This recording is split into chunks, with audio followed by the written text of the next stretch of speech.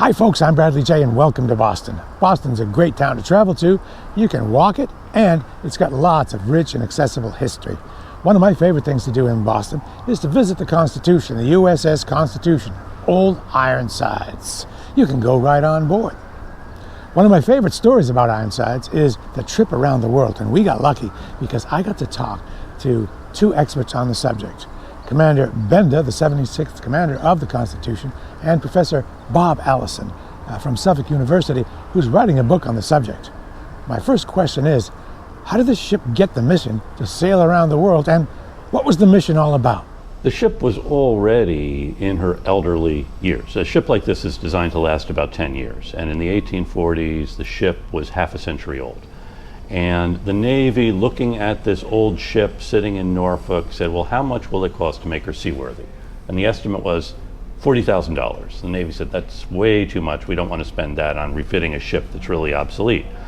Mad Jack Percival, Captain Percival, who was also about 60 years old, he was a little older than the ship, and he had risen through the ranks. He had been a sailmaster, he had been a lieutenant until he was about 60 when he was promoted to captain. He saw this as an opportunity, and he said, I can have that work done for 10 grand.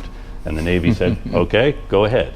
And he did. He had the ship made seaworthy for the low, low price of $10,000, and then he said, now what do I do? And the Navy said, why don't you sail her around the world?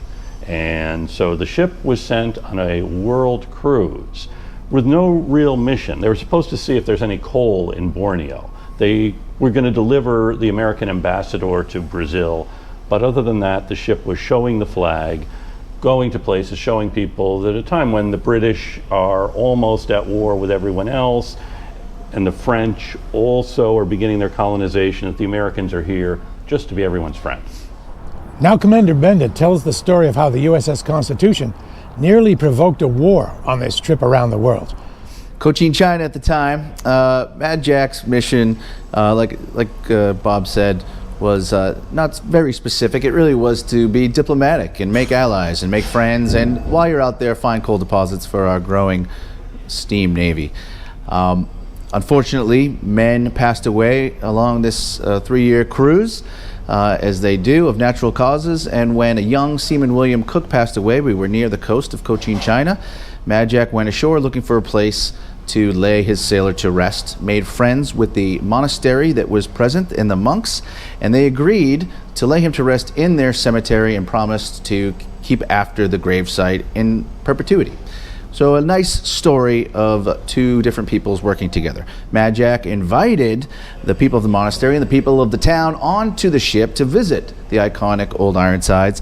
It was during that time, as legend has it, that someone slipped Mad Jack a note that said that there were 2 French missionaries about to be executed for their religion.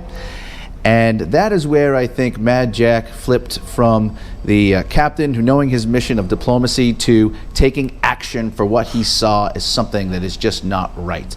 And long story short, he took hostages, refused to give them back till they released the French missionaries, and really went into the war mindset. Ultimately, the hostages were released, the missionaries were released, but it was certainly not the greatest moment in Mad Jack's career. It was embarrassing to the United States Navy, embarrassing to the country that many diplomats in later years needed to apologize for. But I like to look at it this way. Mad Jack saw a wrong, and his American fighting spirit decided to take action. Now, it was misguided because it wasn't his job to do, but I like to think that he was trying to do the right thing. His heart was in the right place, but his head was in the wrong place, and luckily it didn't end up worse than it did. Just a little addition, the monks oversaw Seaman Cook's grave into the 1990s. And toward the end, it was on a Vietnamese military installation, and we know the history of the United States and Vietnam, and just thinking about this American sailor's grave being tended by these Vietnamese monks for the next century and a half. That's really a striking story. And it became a local shrine. Local fishermen would stop at the shrine on their way out to sea. And then there's the story of how the USS Constitution prepared for a final battle. Yes. Oh, you take that. So when the ship had left port back in 1844, there was a threat of war between the United States and Great Britain over the Pacific Northwest. You may recall the campaign slogan in 1844 was 54-40 or fight. That is the dispute over what is now Vancouver and British Columbia and Oregon and Washington. That's one reason the ship stays away from India. And so the ship has left China, where it had spent the summer of 1845, and it's on its way to Manila. And suddenly they see a British squadron approaching from the direction of Manila. A couple of steam vessels as well as sailing vessels, much bigger than Constitution, and of course much newer than Constitution. Percival doesn't know. Has war been declared? Suddenly he sees a squadron approaching.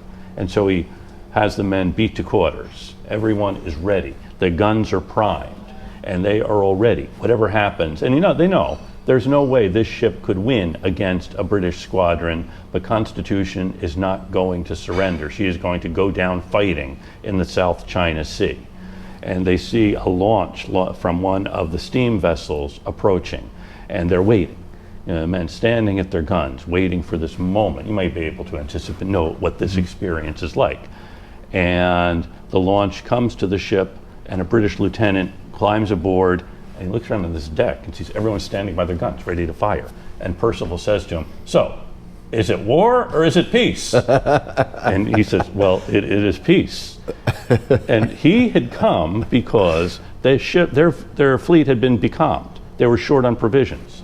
They needed water, they needed bread, they needed whiskey. So he's coming to ask for food, basically. And everyone's mood changes immediately. And the crew spends the rest of the day hauling up the casks to send over to the British fleet. It becomes really what they had anticipated to be Constitution's last moment. Fighting against a British squadron once again becomes a party for resupplying the British fleet. Next, we touched on the Constitution's 3 months in Mexico. So Constitution had left thinking that there might be a war with England. By the time she reaches Hawaii, and by this time everyone is anxious to get home, and they think our next stop is going to be Valparaiso, and from there we'll go around Cape Horn back home. But they get new instructions. The United States and Mexico are on the verge of war, and Constitution is going to go to Monterey, which now is in the state of California, then it is in the northern province of Mexico, and find the American fleet and stay there. They're now part of this American squadron on the Pacific coast.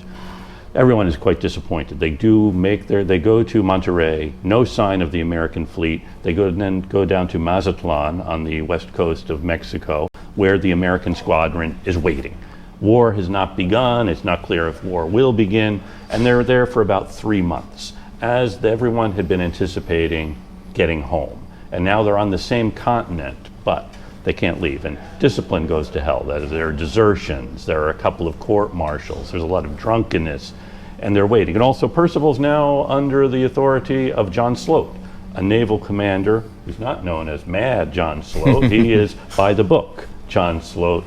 And it's not a happy time for anyone. And Percival starts saying, look, a ship like this is going to be useless if a war does begin. Plus, there's no expectation. Maybe the war isn't going to begin. We're really wasting our time here. And finally, Sloat says to Percival, okay, you can leave. And so, thankfully, everyone is happy to get out of Mazatlan. And they set sail, and they're off the coast, and they celebrate that night aboard the ship as they're sailing toward Valparaiso and ultimately home. What they don't know is that very day, the war has broken out along the Rio Grande. So they leave just as the war begins, fortunately for them, fortunately for the ship, and it's unclear what the ship might have done had they been there as part of the American squadron against Mexico. I didn't know this, but guns on the Constitution are marked with an emblem of the Crown of England. So in the 1920s, the United States Navy finally decided that we've had enough with the USS Constitution. It's getting too expensive to maintain, and it's time to put her to rest at the bottom of the ocean floor. We'll give her a dignified death. That did not sit well with the American people. The story of USS Constitution, the iconic Old Ironsides, was still very important to many people, particularly to school children who were willing to donate their very last penny, their lunch money, to the cause, to the United States Navy, to keep her afloat and keep her around. Happy to say that the Navy listened and decided, okay, we hear you. We will put the money into her restoration. And in the 1920s, started to bring the ship back to her most famous condition, the ship as she was in 1812. That included bringing on board 44 replica guns, particularly the 24-pound long guns. The story goes, as I know it, that the historians in charge of bringing the ship back to its 1812 condition weren't sure that the United States at the time had the capability to forge their own 24-pound long guns. So they thought the ship must have had British guns on board the ship. So in order to make these replica guns, they found an old British gun that they then used. And the old British gun they had the crown of the king on board, and it is still there today. So we get asked a lot by very aware guests, why is the British crown on our American guns? And the truth was, it was an honest mistake. We now know that the Americans did have the ability to forge their own guns, so that crown certainly would not have been there. What I like to say, though, my twist of the story is the gun that we used as the model for building all of the replicas was a gun that they got from the campus of Harvard University, which was an actual gun that was left over when the British were driven out of Boston. So it's kind of fun that we used that gun, and the original has a great story of American victory over the British, and now it makes for a funny anecdote. Of course, historians can be wrong. Another lesson there. We're always learning. Yeah. We're always learning. When the ship was approaching Singapore, the British East India Squadron was there, the fleet. And the commander of that fleet was Commodore Henry Chads. And Chads, career sailor in the British Navy. In 1812, he was a lieutenant in the British Navy. He was a lieutenant aboard the Guerriere. And when Guerriere's commanding officer was mortally wounded and the ship was going to surrender, it was Lieutenant Chads who had to go to Constitution to surrender Guerriere. And that, as you can imagine, was probably a low point in his career. And now he is in Singapore watching as that ship is coming in, and he said, "What I would give to have half an hour with her now." I asked Commander Benda about the current mission of the USS Constitution. The Constitution's 224 years old, and we're famous for being the oldest commissioned warship afloat in the world, which means we have an active duty crew of 80 sailors. My mission and the sailors of this crew are to preserve, protect, and promote the legacy of the ship, all the stories from the beginning of its launch up through the world cruise and up to today. And it's a very important mission that we do. It's very highly regarded by all of the United States Navy. History and heritage is a core part of who we are, where we've been, and where we're going. And we take it very seriously here to be able to tell the stories of not just Isaac Hull and not just William Bainbridge and what we're famous for, the War of 1812, but all the way through the world cruise. There's just so many rich stories all the way through that period and further on beyond that we love to tell. So I'm glad to get the opportunity to do this. The crew and I train really hard to become close to experts on the history, to be able to tell those stories. And we train really hard to retain the skills that a sailor would have had up through Mad Jack's world cruise, which includes, of course, sailing and working the guns. It would take in a team of 10 to 12 men and a well-choreographed routine to be able to fire that 24-pound long gun, front-loaded gun, in about 90 seconds or less, which was much faster than the British could fire a gun, which gave us that advantage over them in most of our famous battles, and certainly had us ready to fight that last battle if needed.